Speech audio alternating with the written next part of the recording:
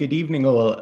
For those of you who don't know me, my name is Jason and I use he, him pronouns, and I'm currently the Equality, Liberation and Access Officer for Bristol Students Union, and I'll be hosting tonight's event. Now, onto the topic of tonight's webinar.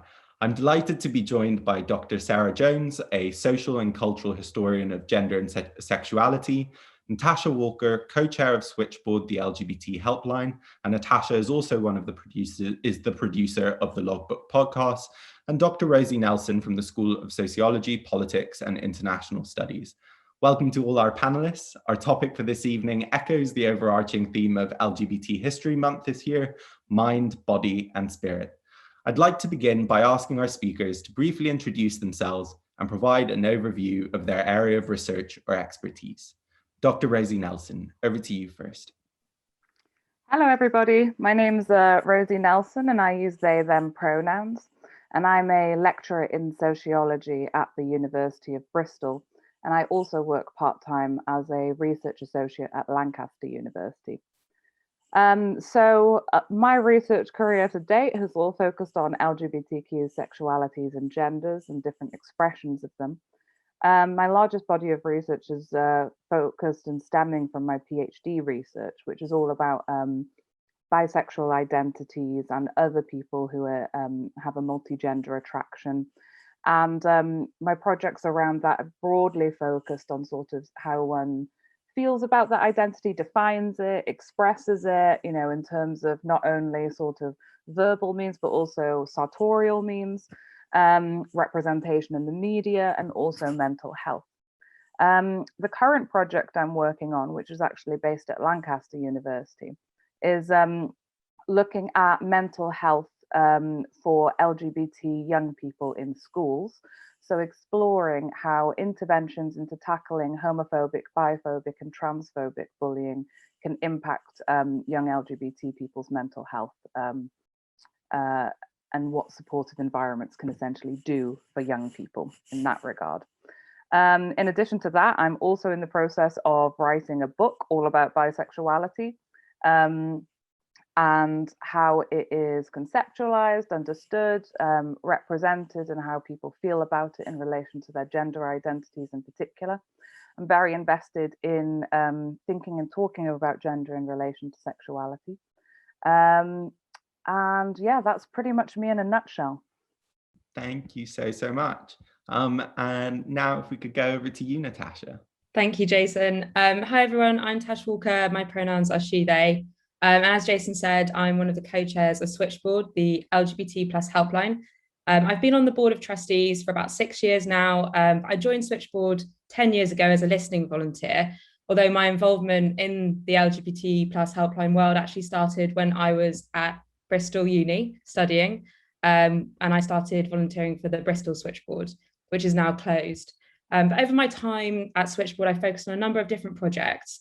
But what I'm going to highlight now is some of my work around the history of Switchboard and its incredible archive that dates back to 1974, which is when Switchboard started. So I'm going to share some brief slides with you and take you into that archive. So let's just share my screen. So what you can see here when it loads are the pictures of Switchboard's helpline when it first started back in 1974. I thought I'd show them to you today because they just are full of life, and you can see what it was like back in the 70s, 80s and 90s as the phones were ringing, all of these pins and the maps on the wall, all the files, all this hustle and bustle. These are also the pictures that were used to recreate the phone room in the TV show that's come out recently, It's a Sin, the helpline that's featured in that. So I came across the archive a couple of years ago when I was rifling around the attic at Switchboard, and I saw these pictures and they were just absolutely amazing. And another thing that was included in that archive were the logbooks. So this is all now held at Bishopsgate Institute in the centre of London. Left-hand side is a picture that shows you the archive and the vaults. And on the right-hand side, which is what I've been studying, are Switchables Logbooks. And this is the very first logbook, which is a written record of the calls to Switchboard made by these volunteers. And so this is the first ever logbook. You can see the spine is broken and everything's just falling out of it. So when you open up this logbook, all of these stories, all of these calls to Switchboard and the conversations between the volunteers fall out. of these logbooks. They're an incredible record. So I spent about 2 years reading and cataloguing these logbooks. And as Lisa Power, a previous volunteer at Switchboard, said, the milestones of the LGBTQ plus communities can be traced in the calls that Switchboard has taken since 1974. I'm just going to show you a few entries in my time now. I won't be too long, just to open up the logbooks and give you a taste of what I've been working on over the last couple of years. So this entry is from 1976, and it's a guide to the handkerchief code, which was maybe we could talk about this a bit later on, but an indicator that people would wear a handkerchief to indicate that they were into having sex with men, and a very specific type of sex. So in the middle, you've got all of the different colors of the handkerchiefs, and on the left hand and right hand would indicate what you were into, depending on whether you were on the left, butch and sadistic, right, hip pocket, passive and masochistic. But it's just a really brilliant entry from 1976. This next entry that I'm showing you now, this is from 1975, and it's a really good example of how people use the charity, the Helpline. So I'll just read it quickly. Leeds, Campaign for Homosexual Equality and Gay Liberation Front, are asking gays to boycott the New Penny, formerly the Hope and Anchor, as management are refusing admittance to women wearing trousers. And then the second part of that talks about the York lesbian group looking for new meeting places as landlord has become oppressive. He is also refusing to serve people wearing gay badges. What's so great about this archive and what we've been doing in the work in converting it into a podcast is bringing these logbook entries to light so that other people can see what it was like at this time. It's a really amazing record of a snapshot in history through these calls to the Helpline. And this last entry is about someone who has just found out that their antibody positive test results have come back positive. We would use HIV plus now. With no counselling at all, had his lover die of AIDS 3 weeks ago, wouldn't talk to me, but knows my name, called at 4:13 a.m. on the 8th of March, hence this incoherent scribble. He could call back any time, please be gentle, he's scared, stupid, knows the hard facts and is in desperate need of coping. So I spent about 2 years reading these logbooks, just giving you a really quick insight of what it was like, incredibly emotional, but amazing. And off of the back of that, have produced the Logbooks Podcast, which is effectively untold stories from Britain's LGBTQ plus history and conversations about being queer today. I'm going to stop sharing my screen and pass back to you, Jason. Thank you so much. And all that research looks fascinating. The logbook history really does shed a light on some aspects of LGBT history that often we don't hear about or talk about as much as we should. So thank you for sharing all of that. And finally, over to you, Sarah. Yeah, hi everybody. I'm Sarah Jones. My pronouns are she, her. And as Jason said, I'm a historian of gender and sexuality at the University of Bristol. I joined in January 2020, just before the world slightly went on fire, after working as a postdoctoral research fellow on the Wellcome Trust funded Rethinking Sexology project at the University of Exeter. And my research kind of gives a bit of a hint there. I focus on the history of sexual science, or sexology as it's also known. Now, this is a part of the field that lots of people haven't heard of, but it really has attracted quite significant historical attention ever since the philosopher Michel Foucault, the notorious guy that he is, he quite provocatively argued that it was the scientific study of sex that helped to invent modern sexuality in the late 19th century. So creating the categories you work with today, things like homosexuality and heterosexuality, as well as notions of perversion that we continue to arguably still live with. Shifting really sex, like understandings of sex, from something you simply did to or with somebody to something that kind of defined who you are, your kind of identity and place in the world.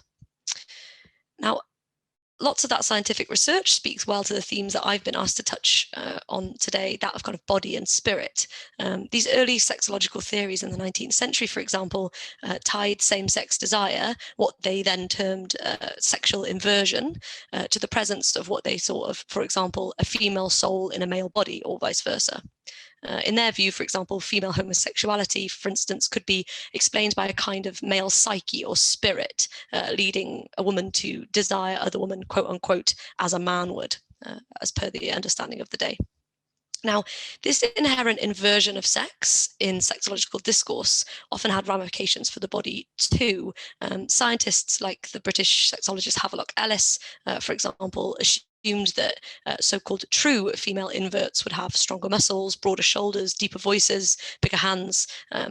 Gay men, their opposites, saw their female soul embodied through a kind of feminine gait, slender wrists, a lack of body hair. You see the kind of root here of so many stereotypes that we've had to kind of fight against over the kind of following centuries.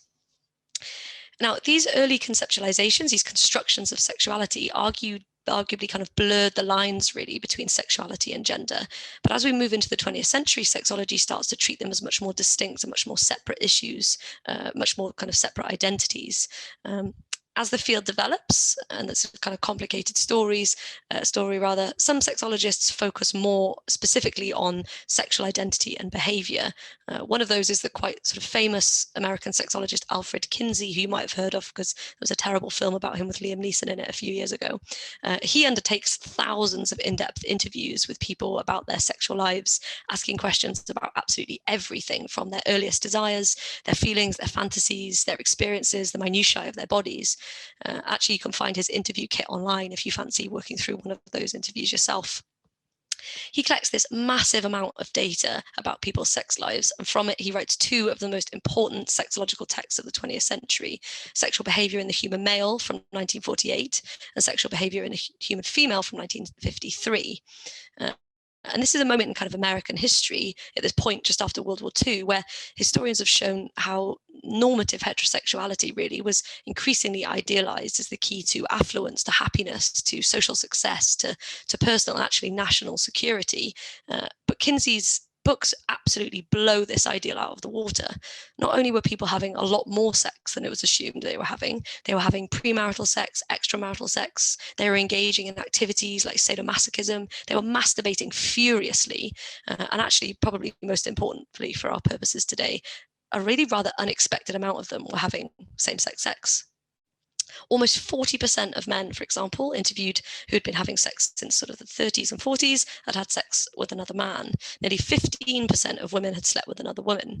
Nearly 10% of men were almost completely homosexual, and another 8% had had extended relationships with men at some point in their lives. So that means that nearly 20% of men did not fit into this, normal heterosexual marital ideal, and were instead living out lives that we might call queer. Sexuality, Kinsey claimed, was not definite, kind of not baked into the body, not inevitable or unchanging. Instead, he popularized this idea of sexuality as a kind of spectrum that people inhibited and could sort of move around on at different times in their lives. While his research is sort of developing, while that kind of field is scuttling along, there's also sexological research going on at this time into kind of gender identity that's building with and kind of alongside this other work into sexuality. From as early as kind of the 19-teens, for example, you get pioneering sexologists like the activist and sexologist Magnus Hirschfeld, who they begin to work specifically with patients who might now understand as trans. So figures like Dorchen Richter, the first woman to undergo what was then called transformation surgery, as well as the now infamous Lily Elbe, whose story was quite imaginatively covered in the film The Danish Girl. Later, as you get to the 30s, 40s, that kind of time, the sexologist and endocrinologist Harry Benjamin begins to work with patients who tell him the story that they are trapped in the wrong bodies, seeking surgical interventions that would help them kind of change their bodies to better reflect their gender identities. He worked, for example, with the notorious Christine Jorgensen, who became famous in 1950s America for undergoing a series of surgeries in Denmark and bringing the idea of what they then termed in the press sex change, which is now an outdated term that we no longer use, of course. They bring that very much into the public eye in that context. It's Benjamin that sets up and popularizes this normative framework for medical treatment of trans patients that arguably we can trace all the way through to the way that people are treated today. And while some remember Benjamin quite sympathetically for his pioneering work, he's among the first in America, for example, to really take trans people seriously in their calls for affirmative medicine, whereas others hold him in much less high esteem because by kind of creating this medical framework that sets quite strict rules, I suppose, for how his patients should think or feel or want their bodies to look like or respond, he's been accused of shutting down and stifling gender diversity rather than to helping it thrive. Now, I'm quite obviously glossing over about 150 years of quite complex work here, and I really haven't had any room to talk about the rich threads of activism that has also sort of shaped and resisted these medical constructions of gender and sexuality. But as a little introduction to me and my work, I'm hoping I've at least managed to give you a quick glimpse at the importance of sexual science as a part of LGBTQ history, introducing a kind of little glimpse of the past that's arguably had quite a profound impact on the way that we understand and talk about and make sense of gender and sexuality today. So that's me. Incredible. Thank you so much. All of you have just done so much. It's really impressive to see. And all your research is also incredibly fascinating. I had a read just before this event started as well. So I definitely encourage everyone to also go ahead and look into these topics further, as well as engage with the research that our incredible researchers have produced and the work that Natasha is undertaking as well. At this point, I think that we're going to be moving into a more general Q&A in terms of how the rest of this evening is going to be structured. It's going to start with some general questions talking about LGBT history and the connection to mind, body, spirit.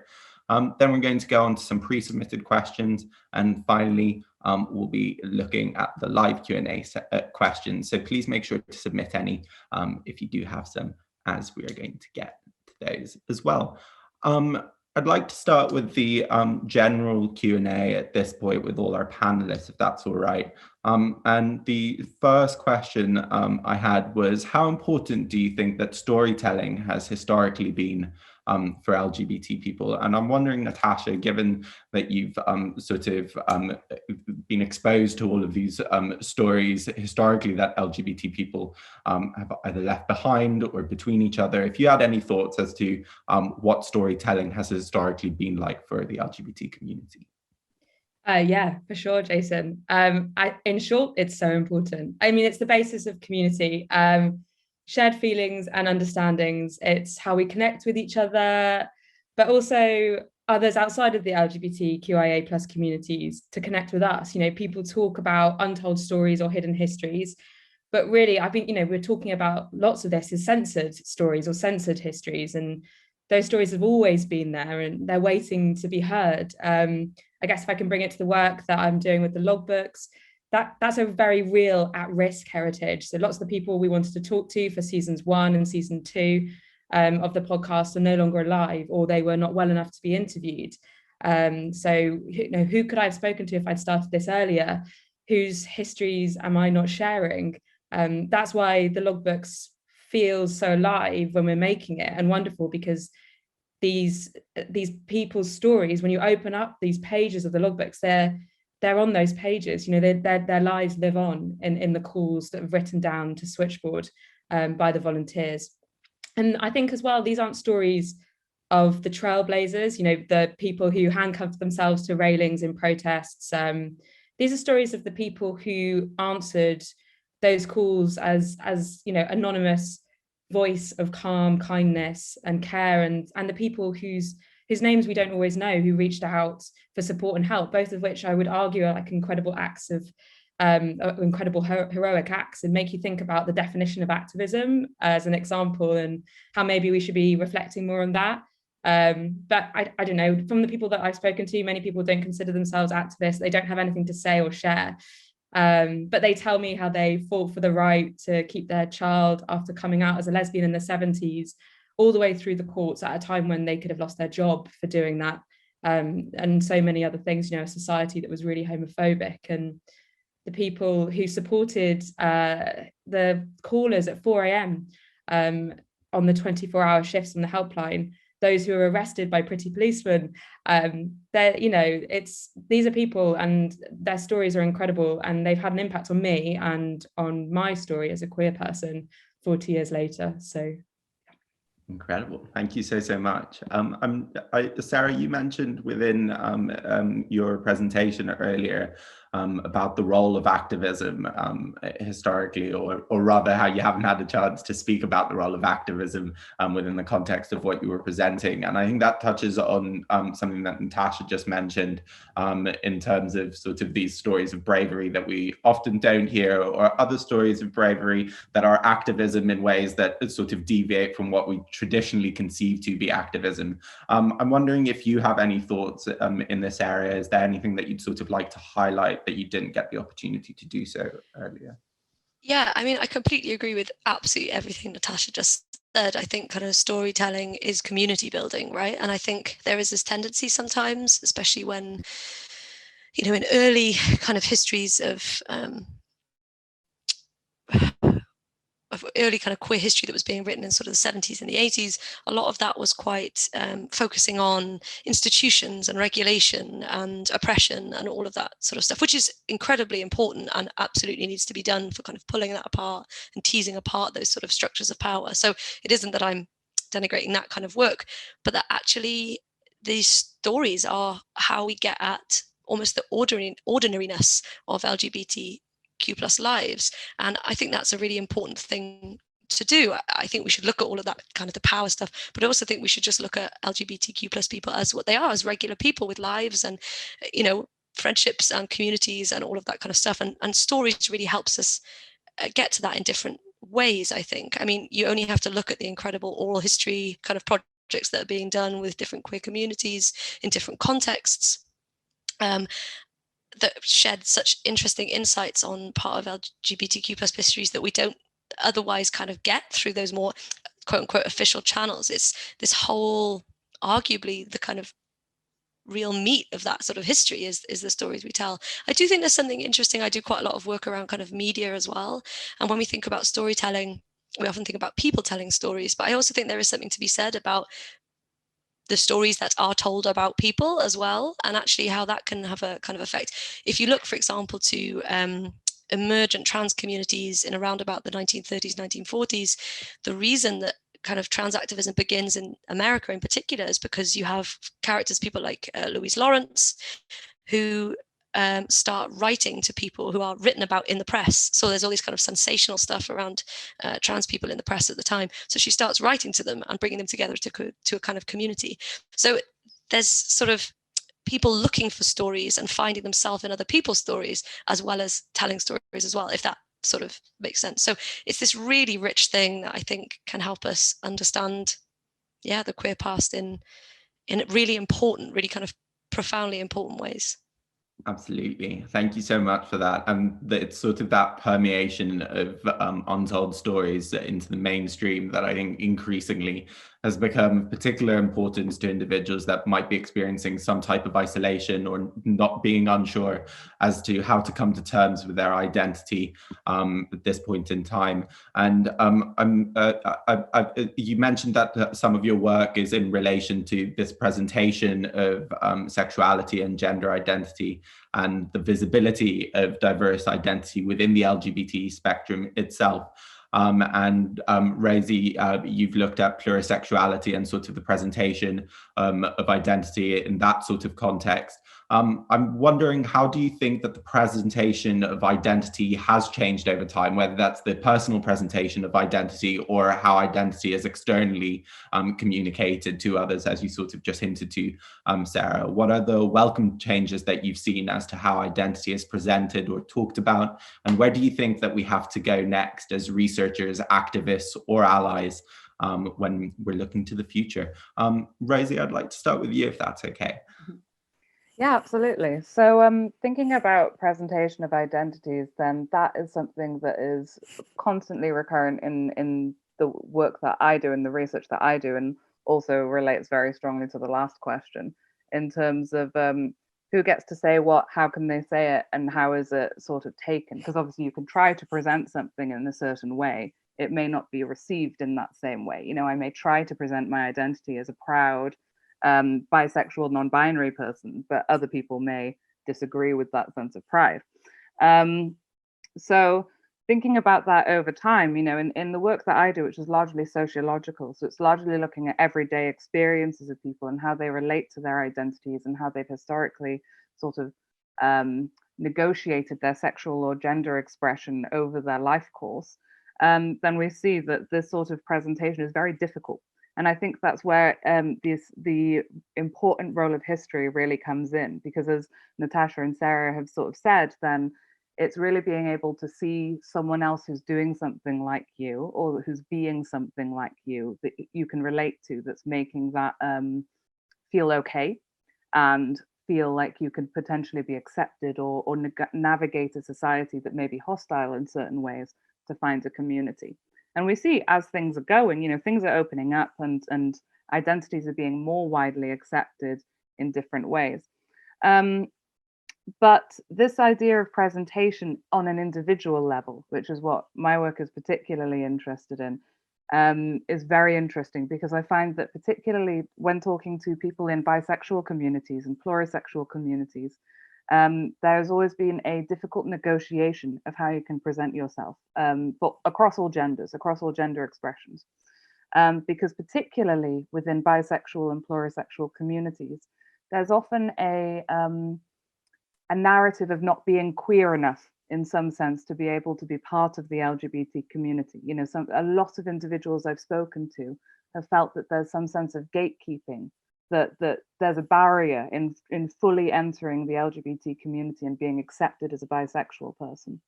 And you can see that in the way that people talk about how they present it, because ultimately people want to be recognized. People want to be able to identify other people that may be empathetic, sympathetic to identities, build relationships in that way, even if it's just for a flirting reason, and being able to carry on with that, but often for a broader sense of community.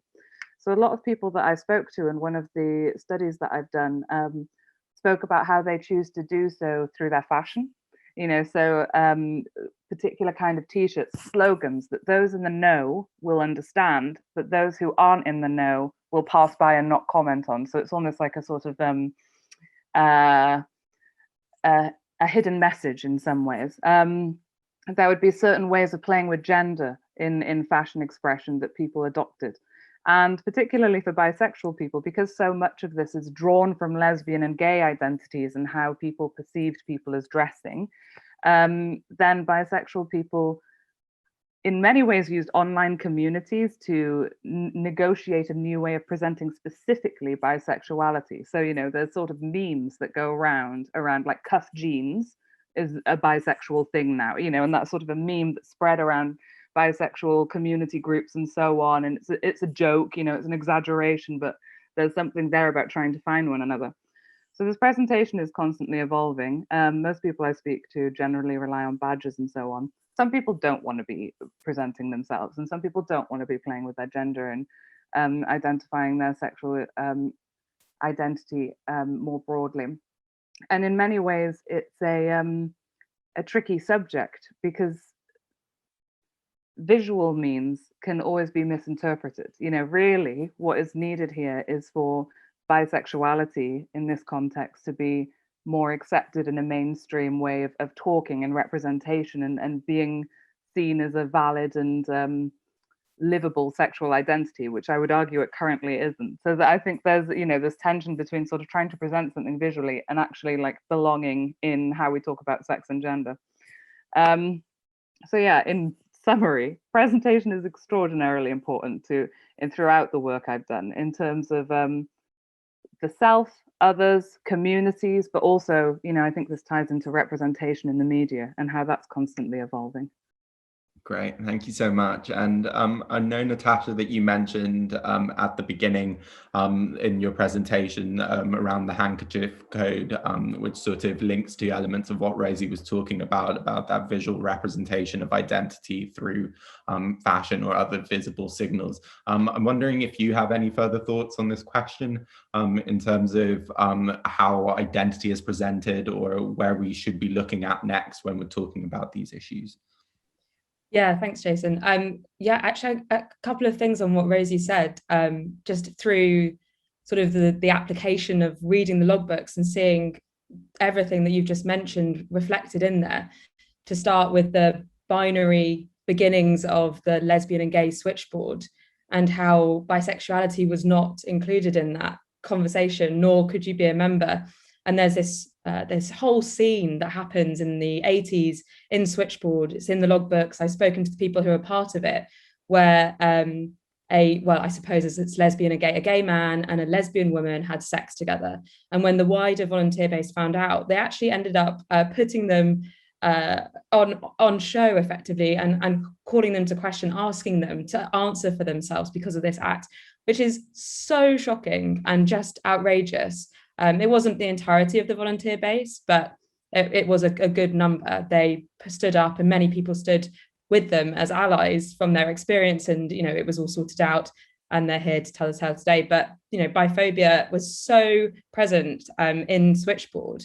It wasn't until Switchboard changed its name in 2014 to LGBT plus Helpline, which just says it all, really, doesn't it? And I think that we often forget when we're looking at our communities that we need to look at allyship within them, and the battles that go on internally, whether it's biphobia, transphobia, whatever it is that's happening. And those things have all happened in Switchboard. It's a microcosm of wider society. So yeah, absolutely, they're totally present. And then this idea of the handkerchief code, the piece of clothing that signals you to someone else, it's so there, and it's in the logbooks. The thing around gay badges, the one of the entries I showed spoke of people being refused entry to a pub who are wearing gay badges, and the other beginning part was women wearing trousers, which is speaks to a wider issue around sexism as well.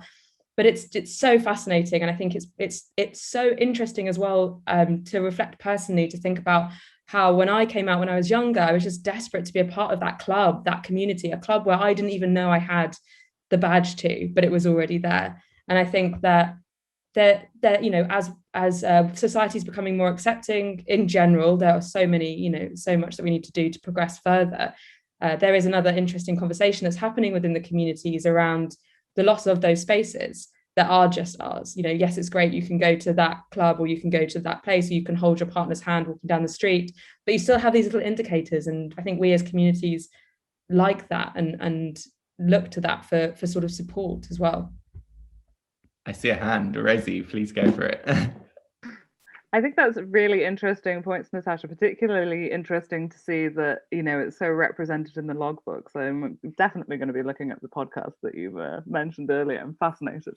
But I just wanted to interject and sort of, I should have clarified in what I said as well, that this issue of presentation is also very much still a matter of privilege. Some people cannot afford to be seen and to show themselves based on where they might be. Unfortunately, we still live in a climate that is extraordinarily transphobic and homophobic and biphobic as well. So I just wanted to sort of interject as well that is something that we should keep in mind in terms of my ability to present myself and stand here and say I'm non-binary is very much a privilege that many might not have based on different circumstances.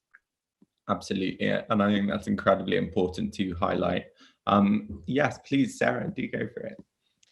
Yeah, just to add to this, it's so interesting because, not to be the kind of nerdy pre-1950s historian, but you can trace all of this stuff even further back.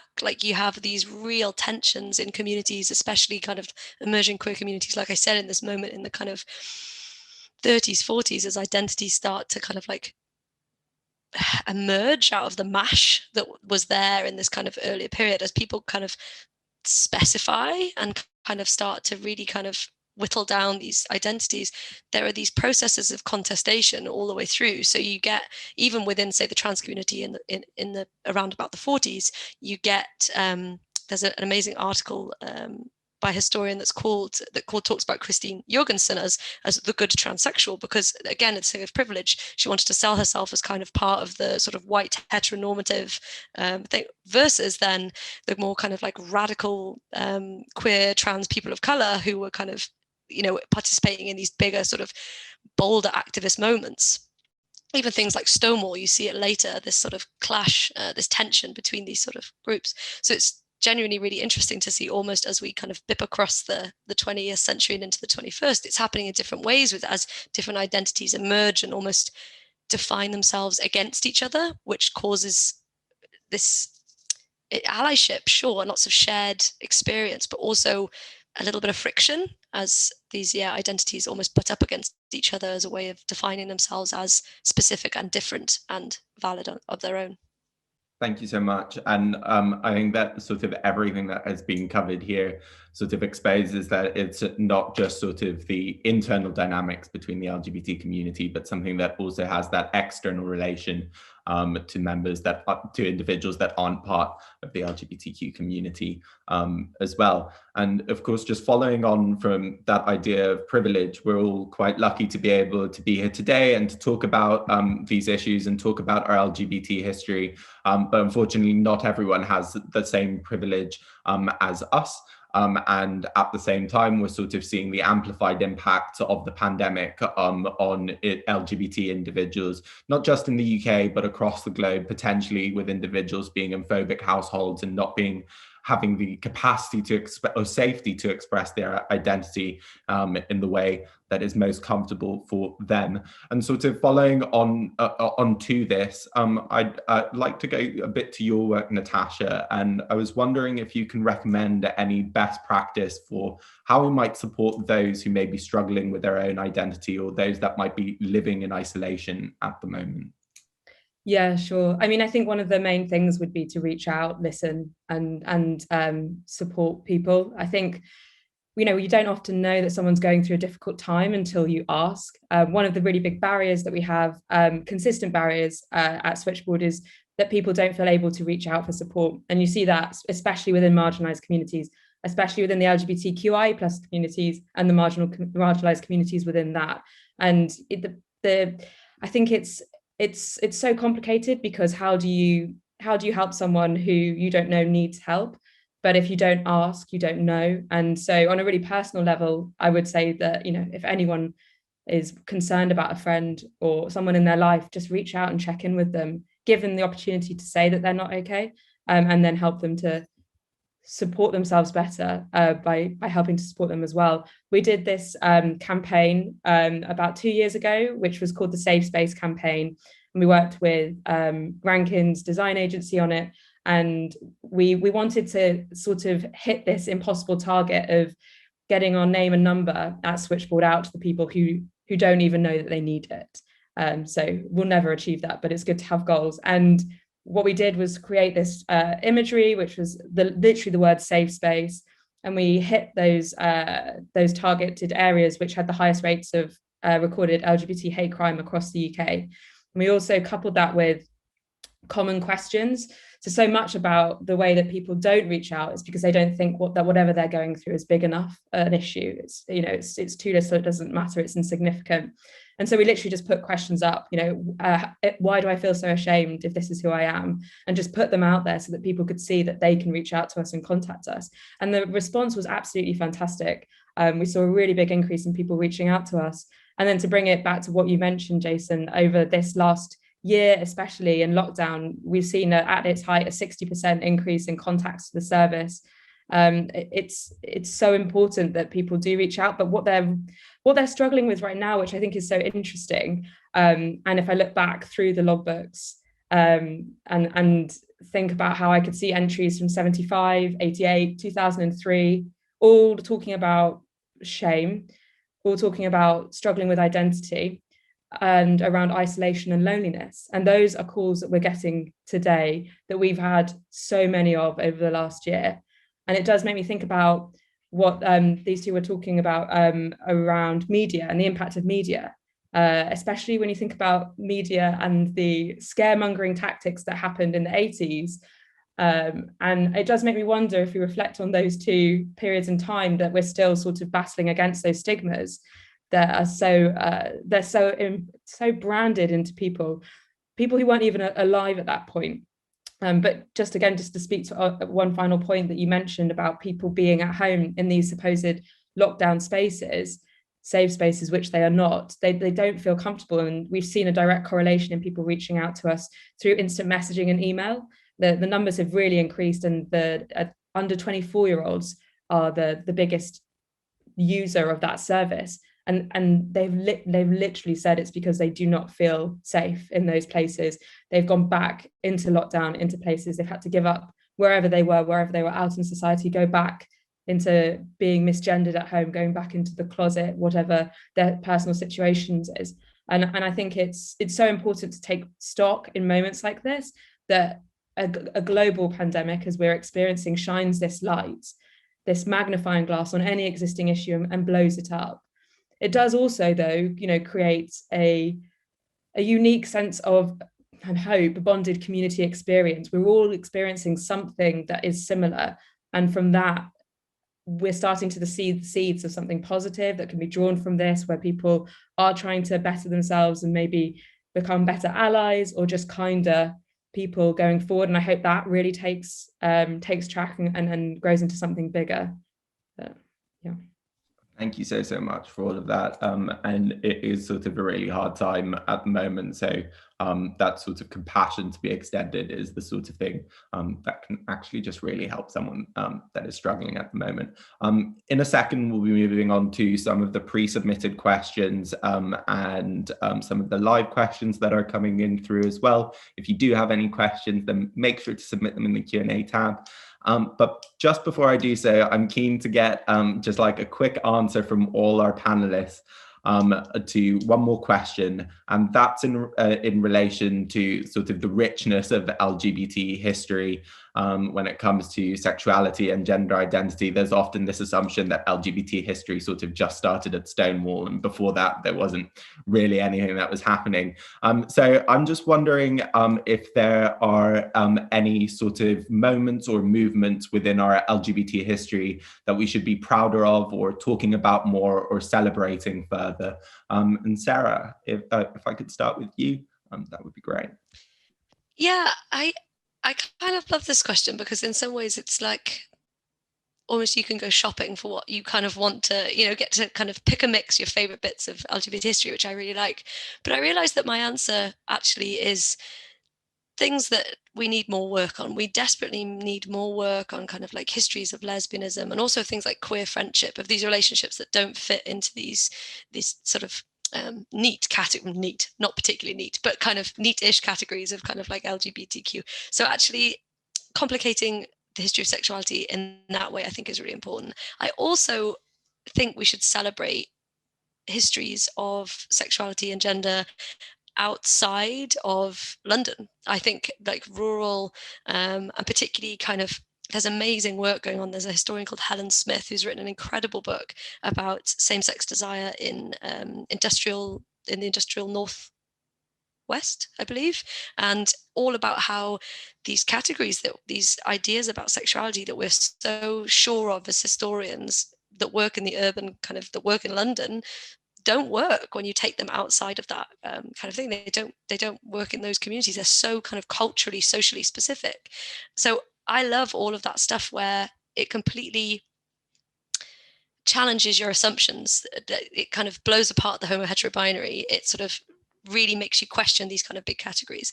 I also think it was interesting that you flagged Stonewall there, because I also like looking at things that we think we know and complicating those in different ways. So Stonewall has been so mythologized. It's obviously, the word Stonewall means so much now in sort of to kind of even in current sort of politics and stuff, that actually, if you look at Stonewall, who is it that starts the, throws the first bottle? Nobody really knows, but it has been slightly whitewashed through its sort of mythologizing, through it being taken up by at points, especially in the 70s, white middle class gay rights movements.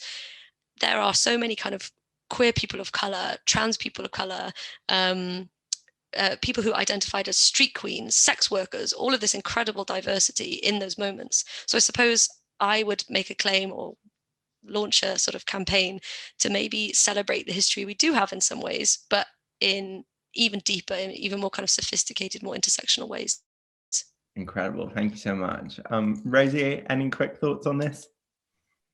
Yes, I think Sarah's point is very well made. I think that there is a big absence in a lot of stories throughout history. There are so many things that we don't hear, that we don't know about, thinking internationally, thinking nationally, thinking across different identity groups. Even within the LGBT, there's so few stories from bisexual and trans people commonly known or commonly talked about, within LGBT communities, that is something I think that we need to amplify and celebrate.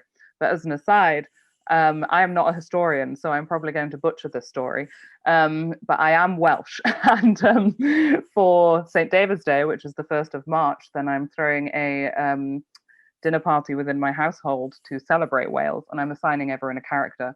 And my favourite queer history is the ladies of Llangollen, who were two women who ran away from Ireland to be together to escape their family, attempting to push them into marriage, as far as I understand. And, you know, they sort of became famous and attracted loads of poets and artists, and, you know, had this lovely like salon style manor house where everyone would just come and go. And as far as I understand in the history of them, there's always been like a were they, weren't they type narrative around them. However, as far as I understand, they also called many of their dogs Sappho, a famous woman who was interested in other women. So that's one story that I love to celebrate as a Welsh person. Love it. And last but not least, Natasha, anything that you'd like to highlight? That was brilliant, and fantastic. And I completely agree with what Sarah and Rosie added to as well.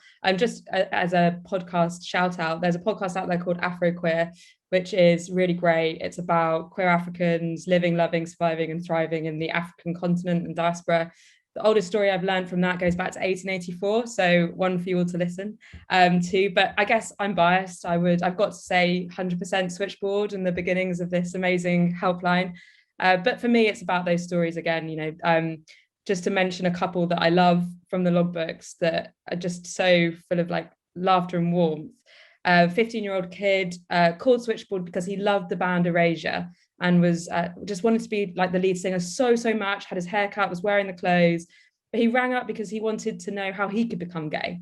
He literally asked if we had any tips to help him become gay, to be like Erasure. Fantastic. And then there's this person who, I think it was a wife, called up because her husband had called and had come out to her, and she was ringing us, and this is in the 70s, to ask how she could better support him and find out ways that she could find like clubs that he could go to explore that part of him, which is just fantastic.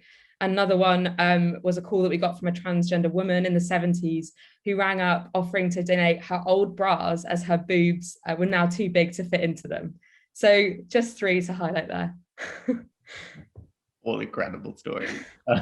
Thank you so much for sharing, and thank you all for taking the time to answer those questions. We're now going to quickly move into some of the pre-submitted questions and live questions. The first one, I think I'm actually taking the first one, and Melanie asks, how is the university working to ensure all feel welcomed and included in the university community? And this is only going to be a snapshot of the work that's taking place, because there is so much work taking place at the moment. But the university is part of the Stonewall Diversity Champions program, and the staff EDI team specifically spearhead loads of initiatives on inclusion, everything from promoting allyship to facilitating training on issues such as trans inclusion in the workplace or in academic environments too. There's also an LGBT staff network, and the staff network has won loads of awards in the past, and also supports staff members, as well as working on the development of inclusion programs and initiatives overall, and most recently worked on an incredible program of events for LGBT History Month as well. From the student side of things, the Student Union has an LGBT and trans network for students, and both these networks engage in quite a lot of representation and activism, resulting in things like LGBT flats for first-year students to make sure that students that are coming into university have an inclusive environment to go into. But once again, I'm doing a disservice to all the work that they're doing because it's just too much to capture. But in general, I think that Bristol is working towards building this inclusive environment and celebrating LGBT history, and also working on things such as Pride. So thank you for that question, Melanie. And the other question that we have had come through but is from Louisa, who asks, what do we as a society need to do to ensure LGBT history isn't forgotten, but instead continues to be celebrated and evolved, for example, in schools? I'm wondering if, Rosie, you'd like to potentially start on this question, given potential overlap with your research too? Yeah, this actually connects a lot with the research project that I'm currently doing in schools around interventions to support LGBT students. So broadly speaking, then there's so much that schools can do. However, ultimately, it relies on heavy amounts of funding and invested teachers, really, because, as you may have seen in the news recently, the government recently decided to stop funding that was intended to tackle homophobic, biphobic, and transphobic bullying, which means that actually many programs that were going into schools to talk about not only LGBT history, but also being LGBT and, sort of it's okay to be LGBT style programs and ally programs will now have to stop because the government funding has stopped. So, really what we need is a big amount of money and a lot of investment. And it needs, in this context of schools, often it falls to an invested teacher who will take it on in addition to other duties, most often. So loads of money, basically, is the answer. And I would also say that when we do teach LGBT history, as we've sort of highlighted throughout this discussion, it tends to be similar narratives and similar stories, and we need to bring that diversity of experience and history into this LGBT history that we intend to teach in future. I think that's very important to consider. Thank you so much. Do any other panelists have thoughts on this question? Yeah, Sarah, please go for it.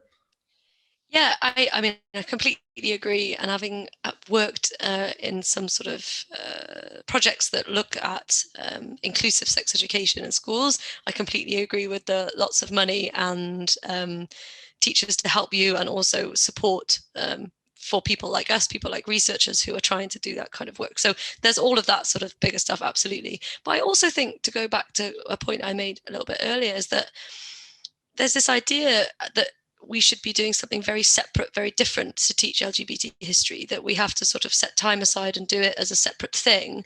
But actually, as much as we should be doing that and celebrating it as a kind of specific part of our history, it's also the part of everyday life. It's part of everything. It's part of the history of war and politics and everything else that you study in school. I studied the poet Wilfred Owen when I was in high school. We did the kind of war poetry, and I only found out that he may or may not have been gay, but kind of would broadly come under the LGBTQ plus umbrella, shall we say, about 6 months ago, because that was just not something that was ever brought up when we did that in school, because our teacher didn't particularly care, and that was just a part of it that glossed over. It would be arguably, I think, so easy to put so many kind of different LGBTQ plus stories into the regular history teach, because it's there. It's part of all of the stories we tell anyway. We're just not choosing to tell those particular stories.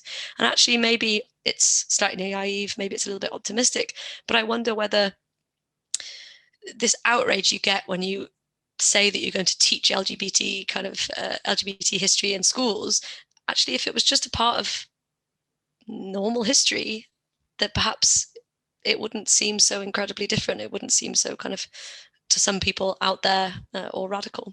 Thank you so much. And just before we close out, Natasha, any final pearls of wisdom that you have? Yeah, I'm just going to jump on what Sarah was saying. I completely agree. When I'm talking about the podcast, I always say this isn't just Britain's LGBTQ plus history. This is Britain's history, full stop. So I completely agree. And we're applying for funding for season 3 at the moment. And we've integrated into that the production of a sort of workbook lesson plan that we can put out to secondary schools to give and teach as part of LGBT history. And I've been doing some talks with and workshops with lots of these amazing LGBT societies that are set up at different secondary schools across the UK, which again, I recognise is a form of privilege for those particular schools as well, but it's great to see that happening and that changing.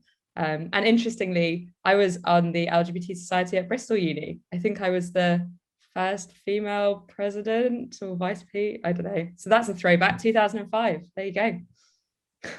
Full circle, full circle. Thank you so much. And I'd genuinely just like to thank you all for your time in sharing your work with us tonight and answering such a broad range of questions. I, for one, have loads to read, watch and listen to after this. So thank you. And I hope that our audience does. as well. Thank you all for attending and have a lovely, lovely evening.